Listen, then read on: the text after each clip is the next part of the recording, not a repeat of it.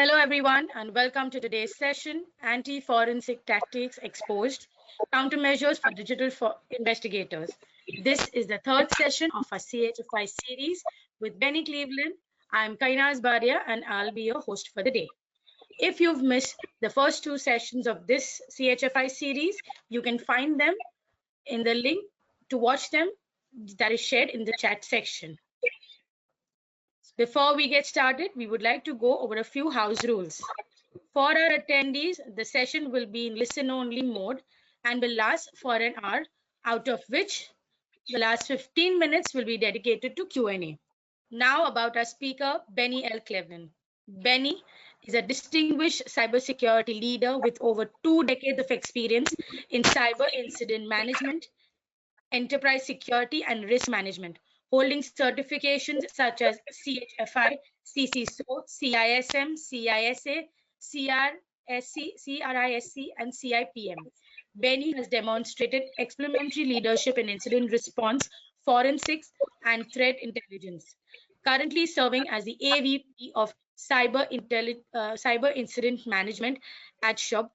He specializes in identifying high-risk vulnerabilities and mitigating ransomware. Bennie has a proven track record of accelerating incident resolution and enhancing business continuity. He is also a cybersecurity adjunct at Valley Forge Military Academy and College, where he teaches digital forensics.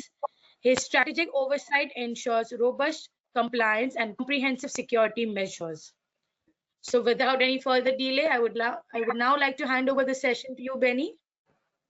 Good morning, good afternoon, good evening, everyone. As Kainaz just alluded to, my name is Bennie Cleveland. You can call me BJ for short. Thank you so much for joining me today on anti-forensics. And also those who attended our previous session on the mobile forensics side, thank you.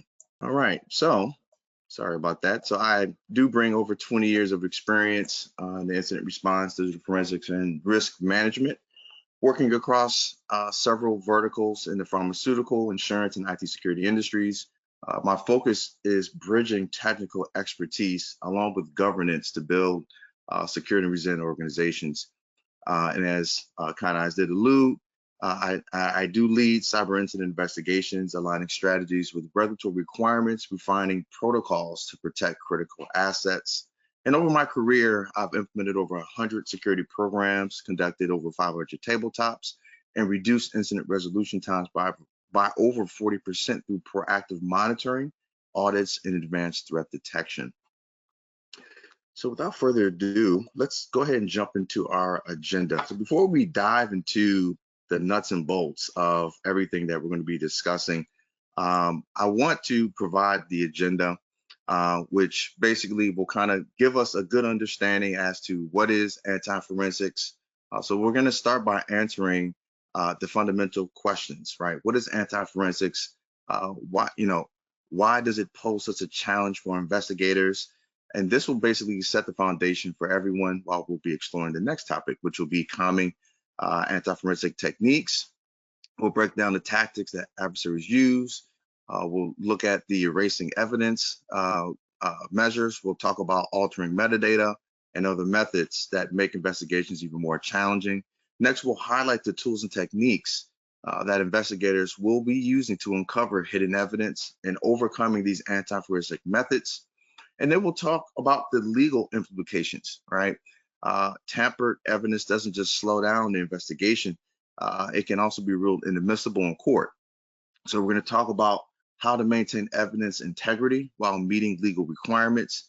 And then we'll get into the best practices about forensics, and primarily getting into, what actually should take place with best practices covering frameworks, documentation, and also investigator readiness. We'll get into some real-world use cases. We'll bring theory to life by examining real-world cases where anti-forensics plays a crucial role, sharing insights on, how investigators can overcome those hurdles and obstacles. We'll quickly talk about preserving evidence integrity, right? Maintaining the data integrity is critical. So we want to discuss those tools and protocols that protect evidence from collection to presentation in court. We will also get into the future trends, right? We'll talk about how AI, right, quantum encryption, and innovative countermeasures kind of play a crucial part of anti-forensics. And then we'll wrap up with the Q&A. So with that roadmap in place, let's go ahead and get started with understanding what anti-forensics is, how we can actually use it, and obviously we'll kind of add a lot of detail along the way. So for those who don't know, anti-forensics refers to the technique attackers use to hide their tracks, right? Confuse investigators or destroy evidence. The goal is very simple, to make it harder for anyone to find out who they are, what they did, and when it happened. So let's take a closer look at 3 key tactics attackers use represented by these visuals. The first is a fading digital fingerprint, right? So obviously you may see this, understand what it is, but the fading digital fingerprint, it basically indicates how attackers try to hide or erase their digital identity. This is just like a fingerprint at a crime scene, where there is some type of cyber event or some type of crime event, where digital evidence like files, logs, or user activity can help investigators trace what actually happened. But the attacker uses techniques like file wiping or encryption to erase this digital identity. Without this evidence, investigators lose the first and often the most important clues in their investigation. Second, we have the altered timestamp, right? And so this is basically changing the story, changing that narrative. So this shows how the attackers manipulate file details, right? And so this could be like creating a access time or create a fake story. So for example, they might change a file's timestamp to make it look like it was created before the attack. Why? To throw off investigators, to delay the investigation, or to obfuscate the actual information that's actually at hand. Excuse me. So by carefully checking these details, investigators can spot these tricks and uncover the real timeline of the events. The next is the broken chain of evidence, right? And this shows the long-term damage caused by anti-forensics. In any investigation, there's a chain that starts when the evidence is actually collected and then continues all the way to presenting that evidence in court. If any step in that chain is broken, like incomplete logs or tampered data, attackers can argue that the evidence is not reliable. This can hurt the entire case and make it harder to hold anybody accountable. And so these 3 tactics, hiding evidence, changing the story, and damaging trust, are not used on their own. Attackers often combine them to make investigations as difficult as possible. First, they erase or hide their identity. Then they manipulate these details to create confusion. And finally, they damage the trust investigators need to prove their case. So this creates a complex challenge that requires careful attention and advanced tools to overcome. So now that we've seen how attackers use tactics like hiding evidence, altering timelines, and breaking the chain of trust, it's clear just how challenging anti-forensics can be for investigators. So let's take a step back and dive into what anti-forensics really is and why it's so effective and why it matters in today's digital investigations. So anti-forensics is not just about hiding the data.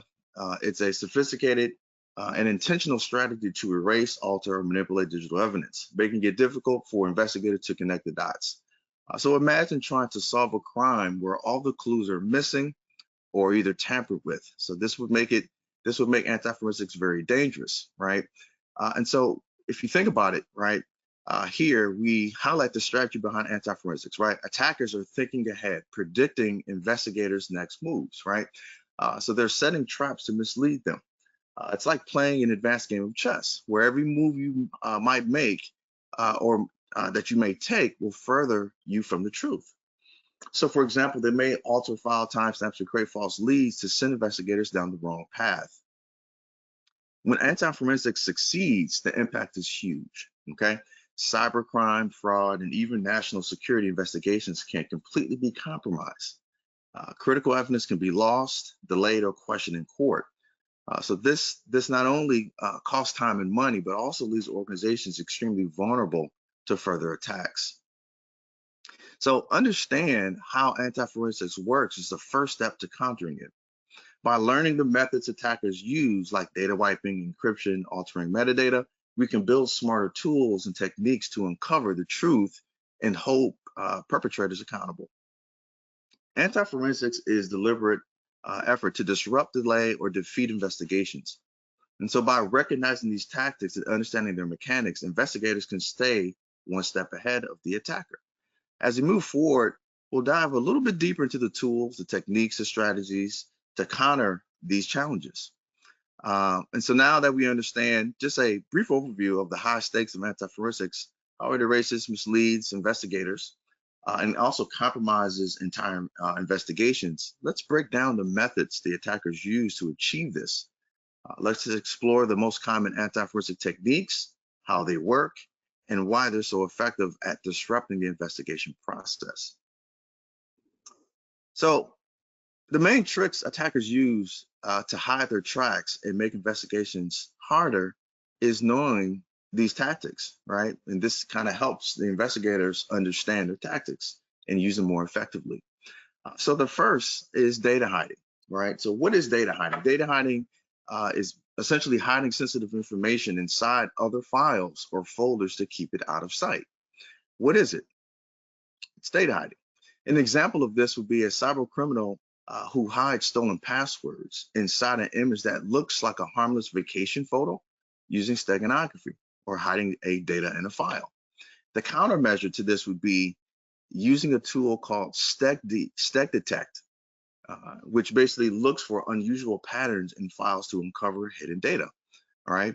Most tools will typically send an alert.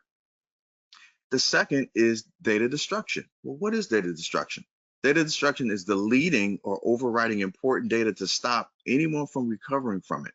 An example of this would be using a tool like DBAN, right, to wipe out server logs so that no one can trace their actions. The countermeasure would be using a tool like FTK Imager, which can recover pieces of deleted or overwritten files, helping investigators get some clues back. The third option would be a timestamp manipulation. Well, what is that? That is changing file details like dates or timestamps to confuse investigators. One of the things that investigators always look for first is timestamps. When did the actual event actually take place? An example of this would be an attacker changes the file timestamp to make it look like the attack happened days earlier to throw the investigators off in real time. A countermeasure is where an investigator will compare logs or records from the different systems to spot what doesn't add up or confirm the actual timeline, right? So if we see a mismatch when the real actual activity took place versus what we're seeing in the timestamp, well, that will kind of prove our case. And the next is the fake evidence planting. Well, what is that? Basically, planting fake evidence is making the investigators look in the wrong direction. So in other words, let's just say we're creating a fake system, right? Obviously, it's going to generate fake system logs to blame an innocent person for the attack. Well, we'll be looking at the wrong person, right? And so that misdirection usually is a costly one, right? And so knowing how attackers use these techniques to cover their tracks is the first step to stopping them. By using smart tools and methods, we can uncover hidden evidence, catch the attackers, and keep our investigators strong. While attackers use these anti-forensic techniques to erase, manipulate, and mislead, the good news is we're not defenseless. By understanding these methods, we can develop smarter tools and strategies to overcome these challenges. Let's have a look at how we can counter anti-forensic tactics and turn the tables into our favor. As an investigator, one of the biggest challenges we have today is overcoming the hurdles posed by anti-forensics. Attackers are no longer relying on simple tricks, right? They're using cutting-edge tools, artificial intelligence, and massive data sets to hide their tracks and also mislead the investigation. To effectively counteract these tactics, we need well-rounded approaches that focus on detection, tools, training, and collaboration. The first step is recognizing when anti-forensic techniques have been used. This includes uncovering hidden data, spotted altered timestamps, or identifying manipulated log files. For instance, cyber criminals may use steganography to hide information within a file, like images or videos. Advanced tools help to expose those hidden patterns and anomalies. Investigations often face time, personnel, and data constraints. Managing terabytes of data can overwhelm teams. To address this, we need to prioritize, automate, and focus on critical evidence, which are key in driving investigations forward and efficiently. With the rise of AI, attackers use advanced methods like deepfake videos or manipulated metadata to create false narratives. Staying ahead requires adopting advanced technologies such as deep learning algorithms to flag anomalies quickly and accurately. We also need to understand continuous learning, which is essential in digital forensics. Innovation alone isn't enough. Staying updated on emerging threats and techniques ensures we prepare to counter any challenging adversaries that are present in our environments. And so we use tools like Magnetic Axiom, Encase, Volatility, which give us the edge that we need. These platforms help to expose hidden data, recover deleted files, and reconstruct accurate digital timelines, which will allow us to break through even the most complex anti-forensic efforts. And then finally, investigations require teamwork, right? We need to collaborate with legal experts to ensure evidence remains admissible while partnering with cybersecurity teams to expand technical capabilities. And so by pooling resources, we're able to build a stronger response to anti-forensics. So now that we've outlined the key challenges and strategies for overcoming anti-forensics, let's take a closer look at the tools and techniques that give investigators the upper hand to uncovering the truth. So to successfully fight back, right, against these anti-forensic techniques, we need strong tools, right? We need smart techniques to uncover hidden evidence and rebuild the timeline of events. So let's walk through some of these tools. The first is Magnetic Axiom. If you've joined my prior series, you realize that this is my favorite tool out of all of them. Magnetic Axiom is a flexible and powerful digital forensics tool. It recovers deleted or hidden data and pieces it back together in event timelines. For example, it can uncover deleted chat logs or hidden files that attackers try to erase, helping investigators build a clear picture of the incident. The second is Volatility, which specializes in memory forensics, and so it's going to analyze live memory or RAM. Since evidence stored in memory disappears when the system shuts down, Volatility helps to capture this data in real time. It's going to uncover hidden processes, malicious code, and also the evidence that the attackers don't want you to actually see. The third is Wireshark. Wireshark is an essential tool for network forensics. It tracks how data moves across the network. It identifies suspicious transfers. For instance, it can expose unauthorized data flowing to unknown external servers, helping to pinpoint both external attackers and also insider threats.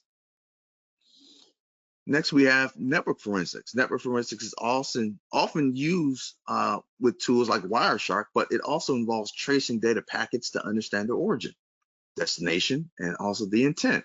If an attacker is actually exfiltrating sensitive data, network forensics helps investigators follow the trail and assesses the scale of the actual attack. And we also have artifact recovery. Artifact recovery often speaks to or relies on destroying or hiding evidence, right? And so we use tools like disk carving, which will allow the artifact of recovery where deleted or damaged files can be rebuilt. For instance, recovering email headers or file fragments can turn lost evidence into valuable clues for our investigation. So these tools, Magnetic Axiom, Volatility, Wireshark, network forensics, and artifact recovery work together to uncover hidden data, rebuilding timelines, and preserving evidence integrity. They ensure investigators can stay ahead of the attacker and piece together what truly happened. And so with these tools, they give us the power to uncover the truth, right? There's another critical consideration, the legal implications of manipulated evidence. If evidence is mishandled, altered, or questioned, it can certainly be ruled out or inadmissible in court. So now let's explore how we ensure evidence integrity meeting legal standards actually takes place. So one of the most important parts of digital forensics is ensuring that evidence stays trustworthy, reliable, and legally acceptable. If evidence is changed or changed poorly, the investigation can fail. The results may not hold up in court. So let's break down the 6 key elements investigators must focus on to avoid these issues, okay? The first is maintaining chain of custody, which is maintaining an unbroken chain of custody is critical. So in other words, if we don't maintain chain of custody, they basically will throw out the whole investigation, okay? From collection to analysis to presentation, everything must carefully be documented, okay? Even the smallest gap can result in evidence being inadmissible. An example of this could be mishandled evidence in a corporate fraud case, leading to the entire investigation being dismissed. The second is hashing algorithms, okay? Like MD5 or SHA-256, which create a digital fingerprint for the data. This guarantees that the evidence remains unchanged. If the hash value doesn't match, it's a clear signal of tampering. Hashing ensures integrity, and so what you collect is exactly what you analyze, okay? Another component here would be the legal frameworks, right? Investigations must comply with relevant laws and regulations such as GDPR, which is primarily for data privacy. You have HIPAA, which is a healthcare data in the US, and we have PCI DSS, which is typically the financial data security.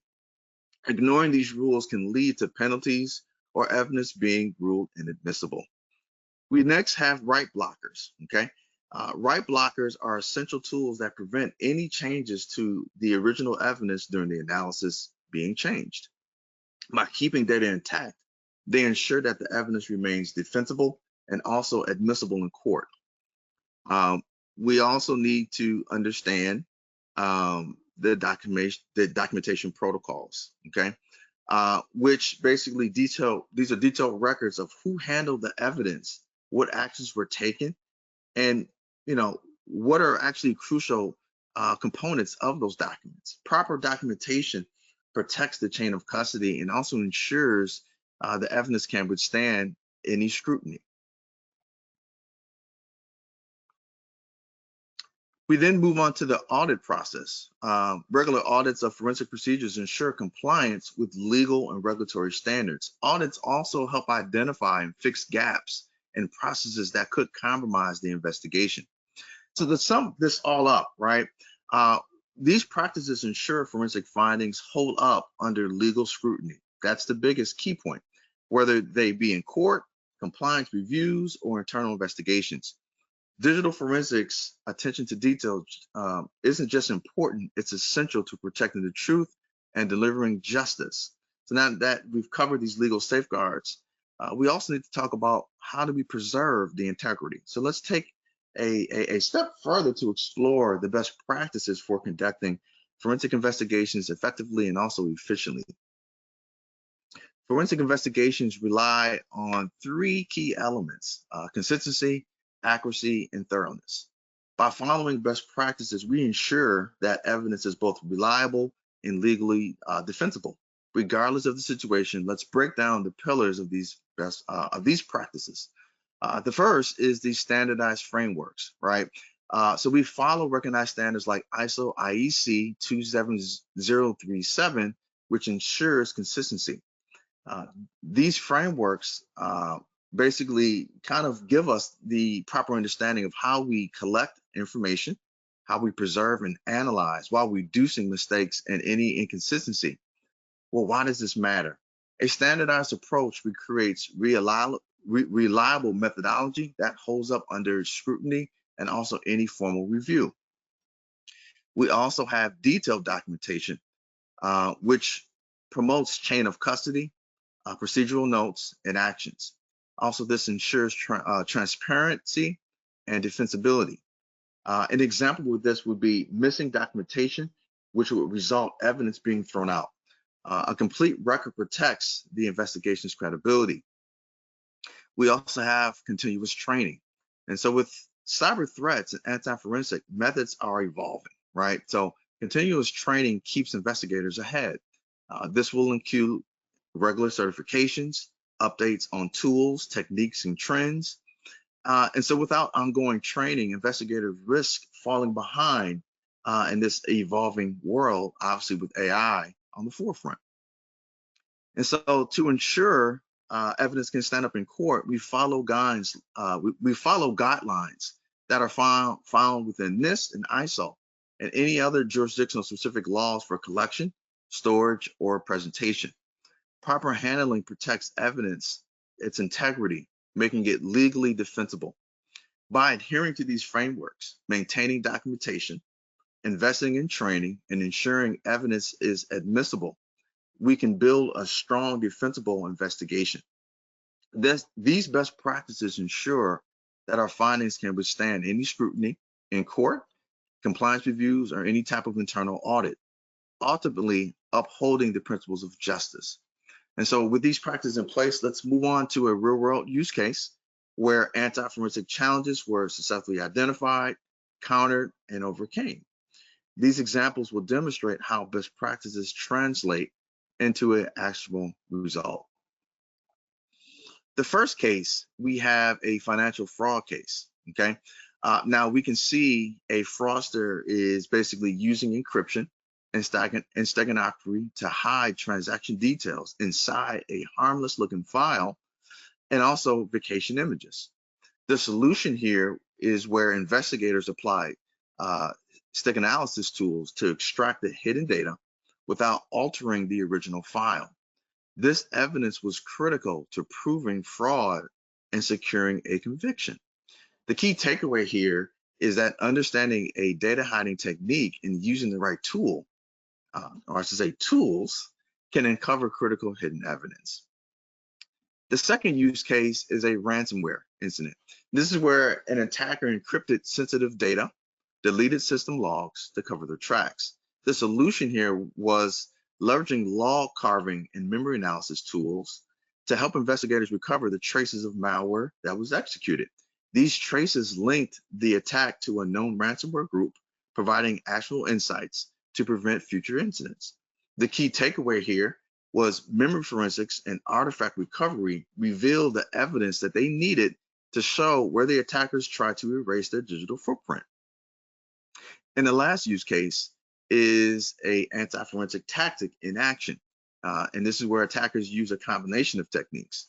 They use a manipulating log technique to hide their tracks.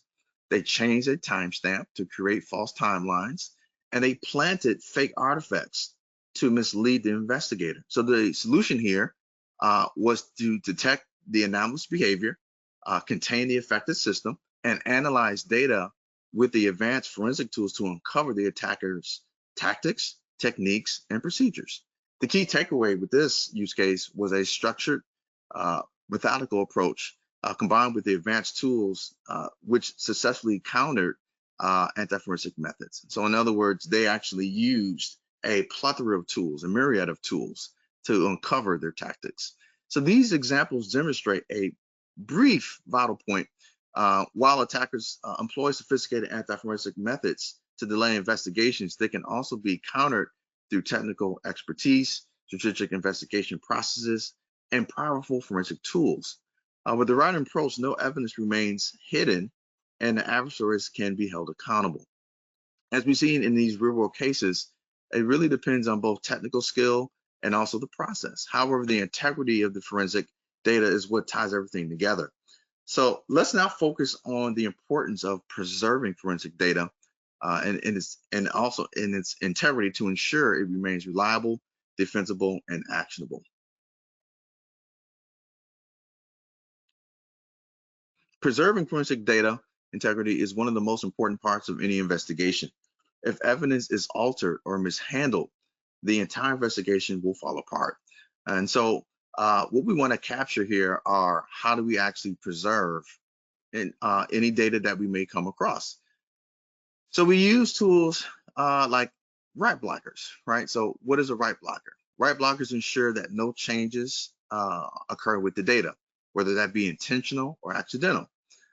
Anything done or utilized with write blockers are made to the original evidence during the analysis process. An example of this would be analyzing a suspect's hard drive. Investigators will use a write blocker to study its content without altering the data.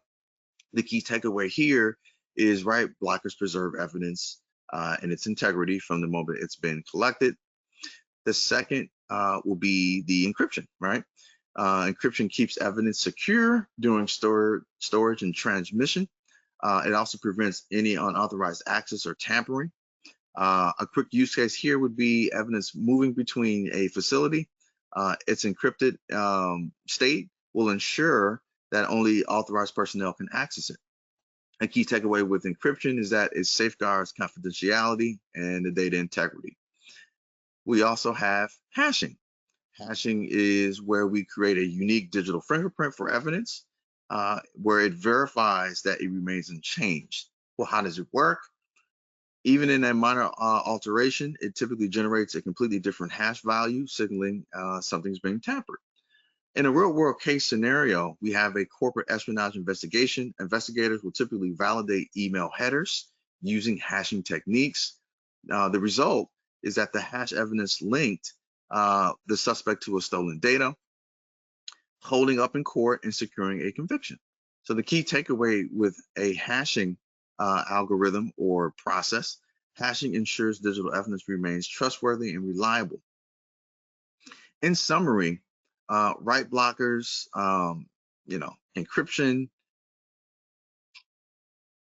aren't just best by understanding its technical frame set, but they build trust in the evidence.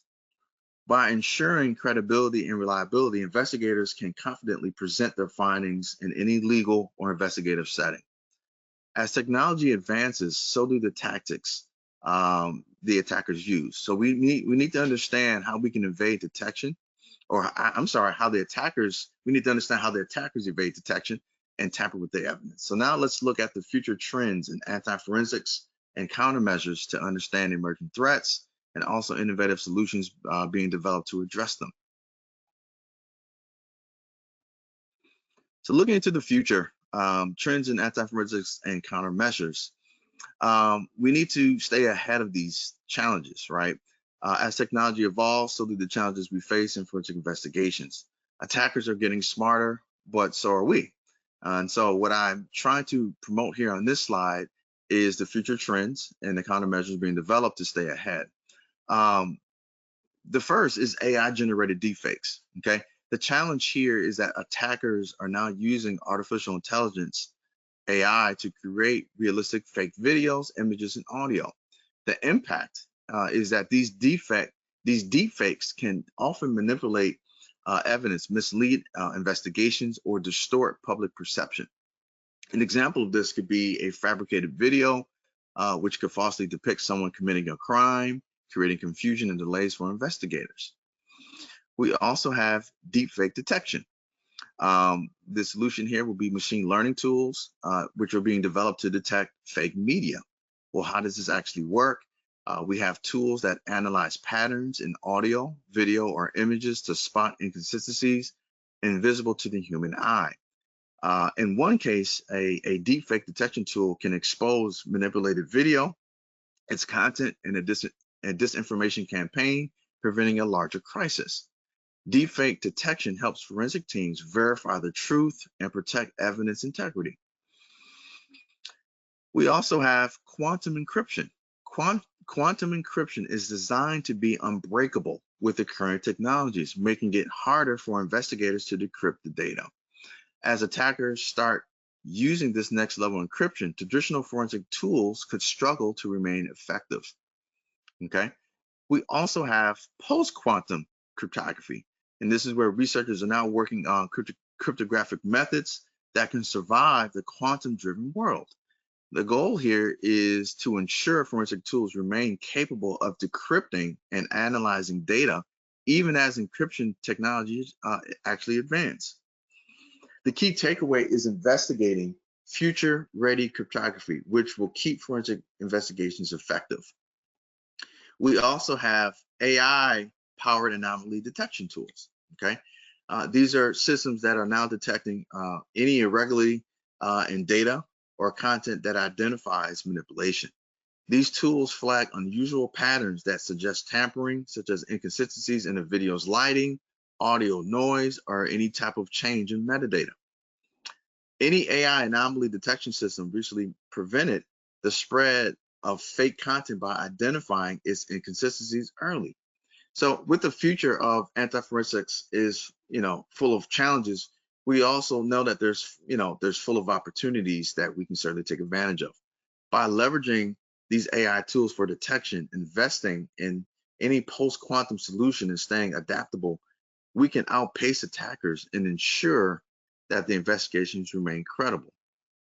The key is to innovate faster than the threat actually evolves and have a better understanding overall.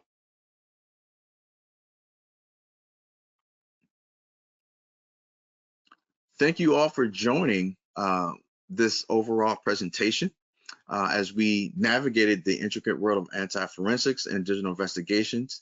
Hopefully this has been an overall engaging session. I know we had a lot of material to cover in a short time, but certainly hopefully that this provided valuable insights into the challenges and strategies that we face maintaining integrity of the forensic investigation.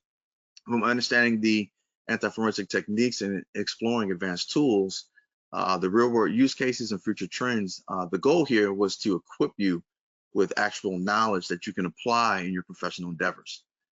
So with that being said, I will now open up the floor for questions. I'm going to give it back to EC Counsel, and we'll take it from there. Thank you so much, Benny, for delivering such an insightful and informative session. We found the webinar very engaging and hope it was valuable for you as well. Before we begin with our Q&A, I would like to inform the attendees that this session is in sync with EC Council's Certified Hacking Forensic Investigator CHFI program. EC Council's Certified Hacking Forensic Investigator certification is a lab-focused program offering comprehensive and vendor-neutral training in digital forensics. Participants will learn to conduct computer forensic investigations using innovative digital forensic technologies and tools. The course covers the knowledge and skills that cybersecurity professionals need to analyze complex security threats. Certification holders will be able to help thwart cyber attacks by investigating, recording, and reporting cybercrime. EC Council's CHFI program is mapped to crucial cyber forensic job roles. LinkedIn 2024 lists over 3,600 plus digital forensic job openings worldwide, and PayScale 2024 lists an average annual salary of $111,000 for CHFI certified professionals in the United States. If you're interested to learn more, participate in the poll being conducted now. Let us know your preferred mode of training and we'll reach out to you. So Benny, should we proceed with our question and answers? Yes. Great. First one is, how can digital forensic investigators mitigate the challenges arise with the technology involvement and the laws slightly updates respectively? Great question. So digital forensic investigators, they're going to have to collaborate with multiple teams. Getting buy-in from senior leadership is typically the #1 place that you start, and making sure that you have credible resources at your disposal.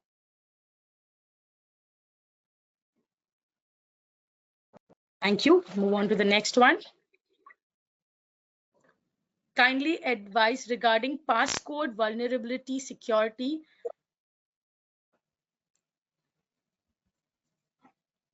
Benny? Sorry, could you repeat? Yeah, can you repeat that Sure. question? I didn't. Yes. Kindly advise regarding passcode vulnerability security. Passcode, digital passcodes, correct? Yes. Yes. So this is an ongoing challenge. Getting information or getting good buy-in or having good support from your system admins or your IT staff will be paramount. When anything in regards to passcodes, your Active Directory team, right? Understanding their cadence for password resets, obtaining passwords, understanding the policies. And every company is a little bit different. Now we have passwordless authentication that's available, right? So there's a lot of opportunity, but I think the question was asking what's the best approach. It's a little ambiguous, right? Because there's several approaches depending on how each organization handles their cadence with passwords. Thank you. We'll move on to the next one. What are the best practices for digital forensic investigations? Yeah, so I think the biggest step is number one, getting your senior approval. If you don't have legal approval to even begin the investigation, we need to start there. Two is making sure that we have the right tools, right? Three could be we have the right cadence to follow, right? And I'm kind of summarizing a lot of this that there's certainly more granular detail, but I'm just kind of putting everything into one bucket. Three is certainly getting the tools. Four is following your chain of custody. And five, making sure that you have the right resources. And again, these are not perhaps in the right order, but I'm just kind of putting everything into one bundle, making sure that you have those 4 to 5 different key pillars is paramount. Thank you. Next one. In the emerging of AI and machine learning, how can it be used in anti-forensics? Yeah, so as we discussed in the slide, it is really just staying a step ahead of AI, right? So there's several tools that can be used. There's several vendors that have tools that kind of circumvent AI or at least give us criteria, right? So we can actually create better criteria for our internal tools, right? So it's just, think about AI has been up for a while. It's just, we're seeing more use cases of AI. So I would just recommend staying ahead of AI, creating different criteria, making sure that we have the right tools in place. So, the next one. What are the most common anti-forensic tactics used by attackers, and how can digital investigators develop effective countermeasures to preserve evidence and ensure successful investigation? Yeah, so I think probably the number one thing that I've seen is steganography. It's more advanced with AI. They're putting it in audio files now, which creates a huge challenge. Obviously, you do see that in pictures, but now we're seeing a lot of that in audio files in different formats. How you circumvent that is, again, utilizing the various tools, right? Following various frameworks to kind of circumvent that. Could you give recommendations detection tools? Math and Axiom has great AI detection tools. FTK is another great tool. Celebrite has another good detection tool. I'm just naming a few that kind of come to mind. If you look at an MSSP, CrowdStrike has very good AI detection tools for steganography or anything that looks nefarious from that perspective. We also see Sentinel. Microsoft Sentinel is another great tool that kind of has the same capability as well. Thank you. The next one. How useful are blockchains in digital forensics in the court of law? And are there any tools that can be used for forensics in blockchains? Well, keep in mind, blockchains create immutable records, right? So there are several tools. They're still going through several rounds of testing. But again, the same tools that I just mentioned will also work for any immutable type of record. And we're seeing a convergence of more uses of these digital forensics tools just for that reason.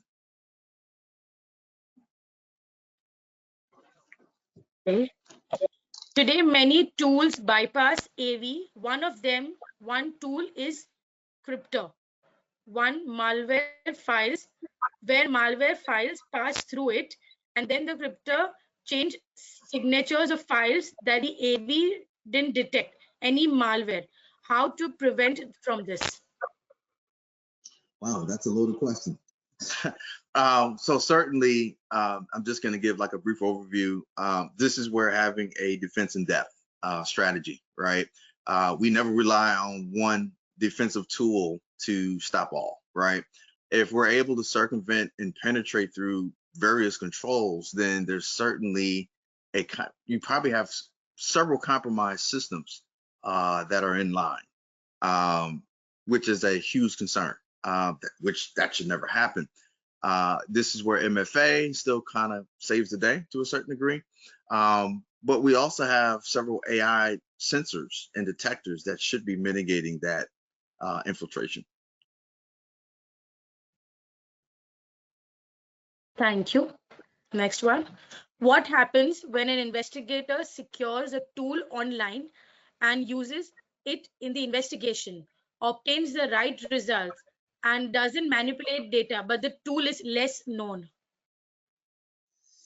Excellent question. So we talked about this in the legal slide. That will be considered inadmissible in court.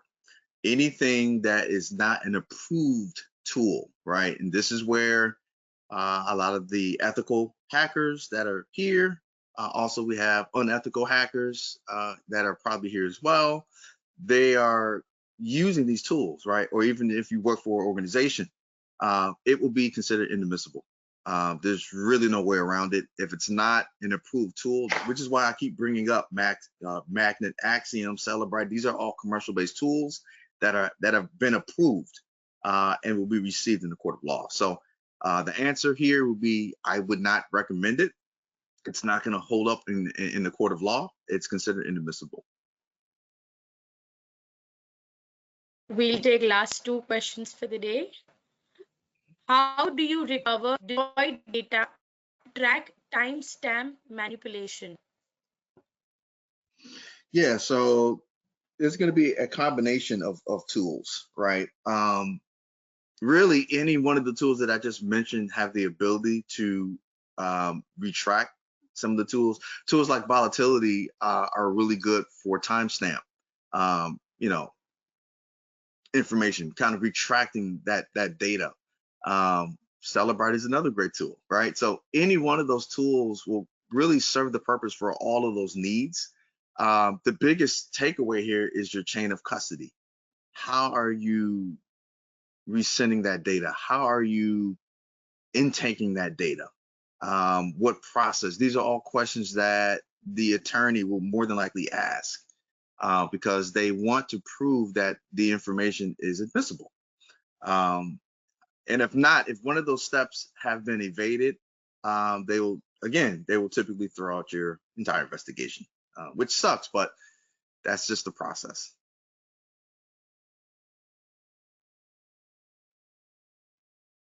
Okay, the last one for the day.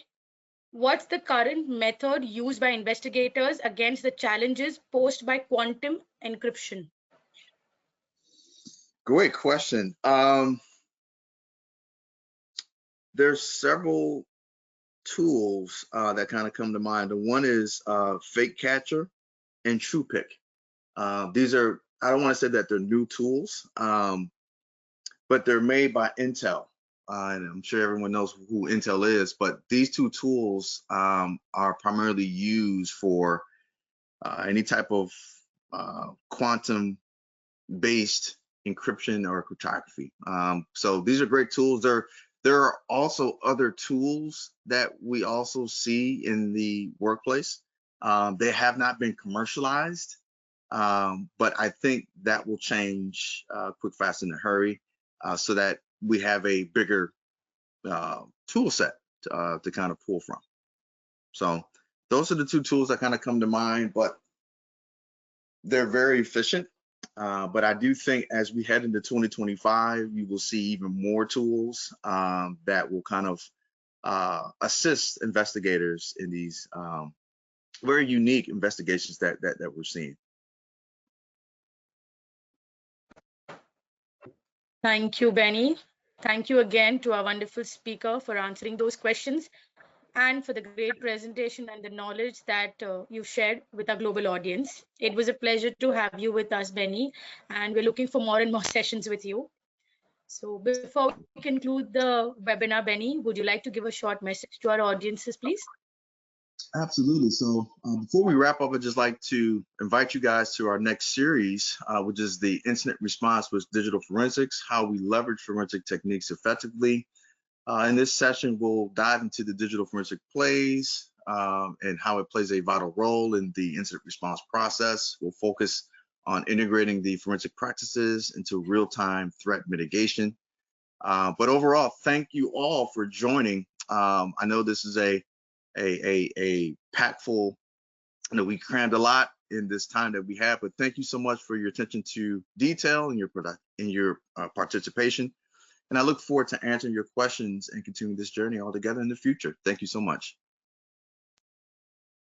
Thank you so much, Benny.